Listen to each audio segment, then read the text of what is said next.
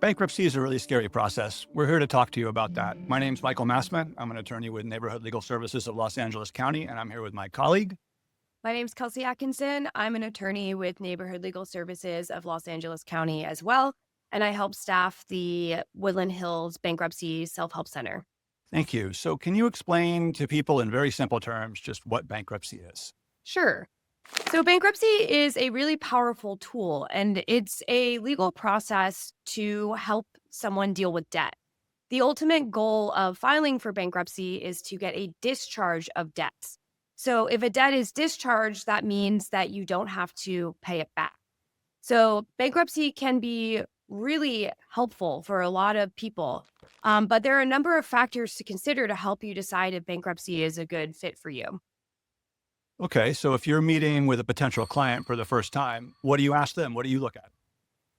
You need to look at the full picture of the person's financial situation. So, you need to look at their income, their assets, their expenses, the amount of debt that they have, and the types of debt that they have to get a full picture of their financial situation. You also may need to consider if there's a major event, such as an impending foreclosure or a lawsuit pending that may need to be dealt with. And it's important to be intentional about when and how you use bankruptcy to handle these situations. Yeah, the timing is really important. And I think we're going to talk about that a little bit down the road as well, right? But initially, before we get more into bankruptcy, like we both know there are other options as well. So can you maybe mention some of the other options that people might consider before jumping, headfirst into bankruptcy? There's a number of options that people can consider before going for bankruptcy. So, I think of bankruptcy as a sledgehammer. Bankruptcy is a very powerful tool, and you're going to knock everything down to the studs.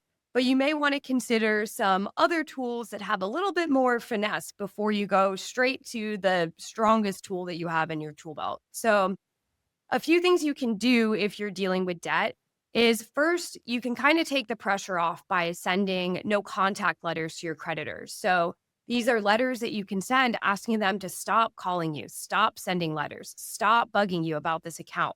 And that can kind of give you breathing room to help you, figure out what you're going to do without getting a bunch of calls every day. The other option you have, if you have the financial means to do so, is you can try to negotiate with your creditors. So you can try to work out payment plans with them outside of going to court, or if they have sued you, you can try to reach some sort of settlement agreement that includes payments. The other thing to consider as well is whether or not you're collection proof. And I can talk about that a little bit more because it's a really complicated analysis. But essentially, if you're collection proof, you may be protected by state and federal laws that prevent creditors from being able to collect from you in the first place. So, if you don't have enough money in your bank account, if you don't make a lot of money at work, or if you solely rely on public benefits to support yourself, then there's a possibility that you may be collection proof and don't need to file bankruptcy at all um, in order to avoid collections.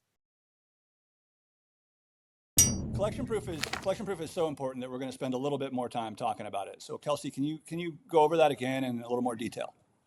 Yes. So I think to really help people understand what it means to be collection proof, it can be helpful to back all the way up to the legal process around how a creditor can get to the point of being able to collect from you. So when you owe a debt to someone, that person is a creditor. And a creditor can file a lawsuit against you in court to try and get a judgment or a document from the court that says that you owe them a certain amount of money. That judgment then gives the creditor power to try and collect the judgment from you. Key term being try to collect the judgment from you. Um, Depending on through, and they can collect the judgment through a couple different mechanisms. So a creditor can collect a judgment from you by putting a garnishment on your wages, meaning that they can take a percentage out of your paycheck. They can levy your bank account, meaning that they can take money out of your bank account. and they can put a lien on any property that you own.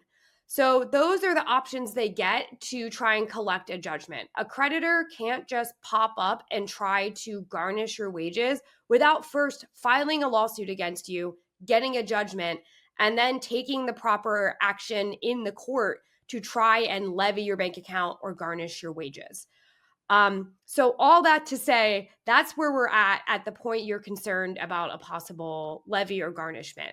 So what does that mean for bankruptcy? That if somebody's collection proof, how does that factor into the analysis for filing bankruptcy? Right. So if a person is collection proof, that means that they don't have enough money in their bank account for money to be taken out of the account. Under California law, there are protections in place saying that creditors are not allowed to take all of the money out of your bank account. There's a minimum amount of money that has to be left in your bank account. So that limit as it stands now is $2,244, although that number does change annually. So it can change, ever so slightly every year. But if you have less than the protected amount of money in your bank account, then a creditor is not allowed to levy or take money out of your account. There's a similar type of protection in place with respect to wages. So if you earn less than $2,800 a month, more or less, then they are not going to be able to garnish your wages or take a portion of your wages to try and pay down the debt. If you don't own any property, then there is no property for a creditor to put a lien on. So if you're in a situation where you don't make enough money for them to garnish your wages, you don't have enough money in your bank account for them to take money out of your account, and you don't own any property, then you may be collection proof, meaning that yes, the creditor maybe has a judgment against you and they can try to, and the court agrees that you owe them some amount of money, but ultimately that judgment is just a piece of paper that they legally cannot collect from you. We get a lot of people coming into the self-help center in this circumstance. Can you maybe paint a picture or give us an example of sort of two or three specific types of circumstances in which people may be collection proof and may want to reconsider their desire to file bankruptcy? Mm-hmm. Right. So a common situation is someone who, say, is retired and their main source of income is Social Security retirement. Maybe they have a small pension that they get as well. But otherwise, that's their sole source of income. Under state and federal law, public benefits, including Social Security retirement payments and pension payments, are protected and can't be levied or garnished to try and pay down a judgment for a consumer debt. So people in that situation may not need to file for bankruptcy at all because they have these very strong state and federal protections that say the creditor cannot take their Social Security or their pension away from them. And other examples might be somebody who's a part-time worker on Section 8 receiving food stamps, perhaps, or somebody who's dealing with workers' comp. But there can be a lot of situations, and it's definitely something that's worth considering. Bankruptcy is really intimidating, and it's a long process. So can you talk about other alternatives to bankruptcy that people might want to consider before they jump right into bankruptcy? Definitely. So, one option you may want to consider, especially if you're not collection proof, is you may want to try negotiating with your creditors. So, to do this, you can call your creditors directly and try to request lower payments, interest reductions, or lump sum settlements. And what's a reasonable thing to expect if you're going to try and negotiate? So, if you're going to try and negotiate, it can usually be helpful to try and offer some type of lump sum payment first rather than a payment plan. Other things you can try to do or try to get out of a negotiation is try to reduce the total balance owed, lower the interest rate or waive fees, try to agree to an extended repayment plan or some combination of these options. Okay, and are there risks associated with negotiating? Yes. So creditors may still sue you if payments aren't made on whatever agreement you reach. And it's important to note that forgiven debt can sometimes be considered taxable. And also that a payment on a debt may restart the statute of limitations, meaning the amount of time the creditor has to file a lawsuit against you for the debt. So that sounds like a lot to think about, and I'm sure a lot of people feel that it's really intimidating, and therefore they think about using these debt consolidation programs. What would you say to people about those? So, debt consolidation programs can work, but there are real downsides to them. So, I really urge people to use caution when considering using a debt consolidation program. Oftentimes, people can achieve the same result in terms of the amount of payment that they're going to give to the creditor each month on their own, rather than relying on the debt consolidation company to do it for them. The debt consolidation companies also tend to charge really high fees, and those fees go to the debt consolidation company rather than to paying down your debts. So sometimes people find themselves in a situation where the debt consolidation company didn't really get them that good of an agreement with the creditor, and they end up paying hundreds or thousands of dollars to the debt consolidation company instead of to their creditor. Wow, so lawsuits, debt consolidation companies, those all sound like a lot of work. And as you and I both know, people coming in are really stressed out and worried about their debts. Uh, are there other options that they say they want to put that stuff on hold for a little bit? Are there other things that they might be able to do? Yes. So another thing you can do is you can send no contact letters to your creditors. And these are letters saying exactly what it sounds like, asking them to stop calling you, stop sending you mail about the account. These can be really helpful to give you some breathing room while you try to figure out what to do about the debt, if you're able to repay, if you want to file for bankruptcy or not. And we do have templates available to assist with this as well, so that you can send these to the creditors. And do they really work? Why should a creditor stop contacting somebody just because they send a letter? So the Federal Fair Debt Collection Practices Act, as well as the California Fair Debt Collection Practices Act, basically require that debt collectors honor your request to not contact them. So if you send a no contact letter and a creditor keeps sending you letters or keeps making phone calls to you, that can be actually be a violation of some of your rights as a debtor. And so, from your perspective, do the letters solve a problem themselves? Do they solve the whole problem, part of the problem? They solve part of the problem. A lot of times people come to us really stressed out by all the phone calls and mail that they're receiving about the debt and all the pressures that they feel talking to a lot of the agents for the debt collectors. So, the main thing that the no contact letters do is help stop that, the how draining those letters and contacts can be, so that you can make a more even keeled decision about what you want to do next, or if you want to do anything at all. That's great. And I'll just highlight something Kelsey said already, which is we have templates for these letters. So if you're interested in help with them, please reach out to us. So we covered the alternatives to bankruptcy. Let's jump in and talk about bankruptcy itself. What can bankruptcy actually do? So, as we've said, bankruptcy is a really powerful tool to get relief from debt. And the ultimate goal of filing for bankruptcy is to get a discharge of your debts, meaning that you don't have to pay those debts back. So, bankruptcy oftentimes is equated to getting a blank slate moving forward. That said, bankruptcy can only discharge certain kinds of debts. Bankruptcy is a good tool to discharge a lot of types of common consumer debts. So, bankruptcy can discharge credit card debt, medical bills, personal loans, and unpaid rent that accrued before you filed. But there's certain types of debts that are not dischargeable in bankruptcy. Um, some of those being bankruptcy cannot discharge child support or alimony, and it cannot discharge most types of taxes that you owe to the government, although that can depend. So you may want to speak with an attorney if you owe tax debt. Bankruptcy cannot discharge fines that you owe to the government, and bankruptcy cannot discharge most types of student loans, although I will note there are some very limited exceptions to that rule. So, again, you should talk with an attorney if you want to see if your student loan debt may possibly be dischargeable in a bankruptcy. Great. So, what if a debtor comes in to see us and they're facing a really imminent eviction or foreclosure that obviously makes them even more panicked because it's not just debt at that point? But what can bankruptcy do for people in that situation? Right. So there's slightly different considerations in each of those situations. But in eviction, it's important to understand that filing a bankruptcy, if you are in the middle of eviction proceedings, isn't necessarily going to stop the eviction from happening.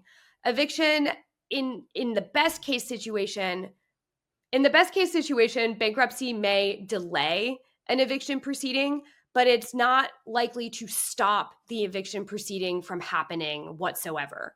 So I kind of equate it to a speed bump. You can slow down the process, but you're not going to stop it. The reason that I say this is that if there is a pending eviction filed against you and you file a bankruptcy petition, you get something called the automatic stay, which prevents any other litigation, such as the eviction in state court, from moving forward.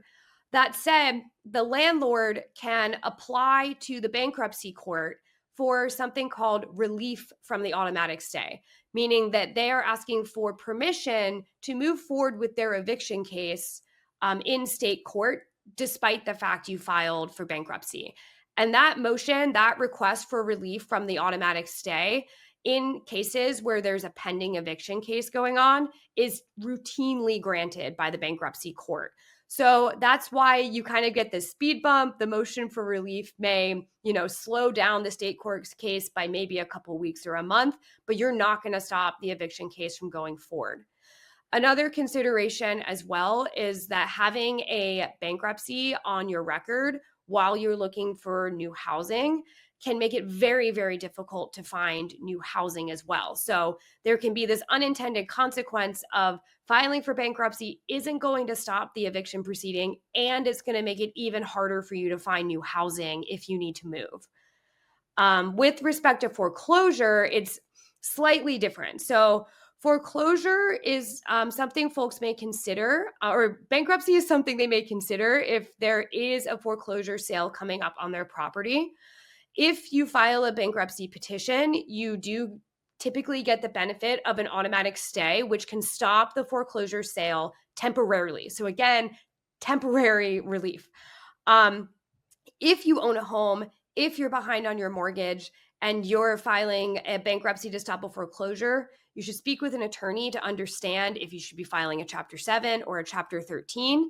There is a lot of risk in filing a bankruptcy petition without fully understanding how you're going to be able to keep your home going forward.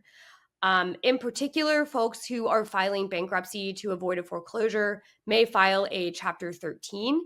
This gives them a repayment plan, so they may be able to catch up on their mortgage through the Chapter 13 and be able to successfully keep their home. But again, Chapter 13s are extremely complicated. Chapter 13s have a very low rate of success, especially in pro per, so especially if you're only self-represented. So it's very important to speak with an attorney if you're considering filing a Chapter 13 or you're dealing with a foreclosure. Thanks. And I'm just going to add that at the Self-Help Center, we really only help people with Chapter 7s, because Chapter 13s are so complex. We encourage people to talk to attorneys about a Chapter 13. In addition to, or private attorneys, in addition to foreclosure and evictions, bankruptcies can just have a general effect on somebody's credit and finances, right? Can you talk just a little bit about what that might be for somebody, looking forward after the bankruptcy? Right. There can be long-term financial impacts from bankruptcy. So first, a bankruptcy stays on your credit report for 10 years. After you file a bankruptcy petition, typically folks see their credit score drop pretty significantly. And at the time you file a bankruptcy petition, all of your existing credit accounts will be closed. So that means you're not going to have access to credit. And this is true of all of your credit accounts. So this is often a situation that comes up sometimes in the center. Folks will say, okay, but I have one credit card that I'm current on. Am I going to be able to keep that card? No. After you file a bankruptcy petition, all of your credit accounts will be closed. After that happens, after you file the petition, it usually can take at least 6 months before you're going to have the opportunity to get access to credit going forward. So we usually caution people that if you're considering filing for bankruptcy, make sure you can afford to support yourself without relying on credit for at least 6 months. And be aware that after you get access to credit around that 6-month mark, a lot of the credit cards offered to you are going to be on very bad terms with very high interest rates. Yeah, and I'll just highlight that by saying bankruptcy is meant to give you a clean slate, but in order to get that clean slate, you have to have a plan going forward. And so that's what Kelsey's talking about with regard to having a plan. It's not relying on credit to meet your obligations afterwards. So we spend a lot of time talking to people about when to file. So when somebody's ready to file, what considerations should they take into account in terms of when to do that filing? Right. So when to file your bankruptcy petition is really important. The main guidance we tend to give folks is you want to make sure that you're in a position where you're done accruing debt. The reason that we say that is the only debt that can be discharged in your bankruptcy, so the only debt that you can get relief from in your bankruptcy is debt that exists at the time you filed your bankruptcy petition. So from the date you brought your petition to the court and started your bankruptcy case. So if you file your bankruptcy case, say tomorrow, and then the day after that, you go and open a new line of credit, then that debt, that new line of credit, isn't going to be a part of your bankruptcy discharge. So that's why it's really important to make sure that if, in order to get the most out of your bankruptcy, that you're in a position where you're no longer accruing debt and you're going to be able to meet your financial obligations going forward. So that way, when you finish your bankruptcy, hopefully successfully, you get that bankruptcy discharge, the clean slate moving forward, you can keep the clean slate going forward and just turn to rebuilding your credit in the future. Well, that sounds pretty straightforward. When should somebody decide to talk to an attorney? Oftentimes, you want to speak to an attorney if, for example, you're in a position where you are at risk for having your wages garnished, you're at risk for having a lien put on your property, or you're at risk for money being taken out of your bank account through a bank levy. So a lot of times what that can actually look like for people, for example, is maybe they've been out of work for like a year. Maybe they got injured at work or they had some sort of medical emergency and it's really put them on their heels financially. They've lost a lot of income. Maybe they've accrued some debt just trying to keep their household afloat for the last year because of this unexpected issue. But then they're recovered, they're getting ready to go back to work, and they expect to make decent money at their job.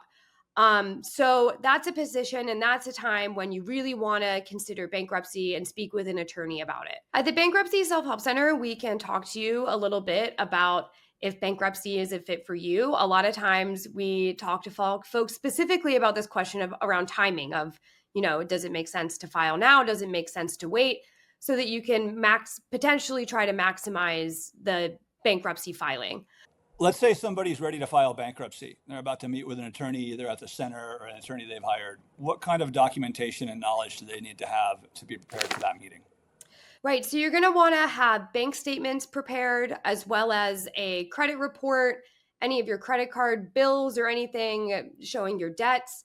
You'll want to gather your most recent tax return, best practice, probably 2 years of tax returns, as well as any documents relating to any lawsuits filed against you by any creditors as well. So you'll want to start gathering a lot of information about your income, your debts, and any property that you own. What that looks like for income is you want to bring any pay stubs you're receiving recently if you've been working at least for the last 60 days, or if you're receiving any public benefits, any statement of benefits showing how much you're getting. You'll also want to gather information about your debts. So any bills that you have outstanding, and if you can, a copy of your credit report as well. If you own property, you need to bring information about that property. So especially if you have a mortgage, your most recent mortgage statement, and if you have any information about the value of your property as well, you'll want to bring that to a consultation with an attorney. Let's say I have property outside the country. Do I need to bring information about that as well? Yes, you will need to, in a bankruptcy petition, disclose anything and everything that you own. And what about credit reports? Those can cost money sometimes. Is there a good source for a credit report?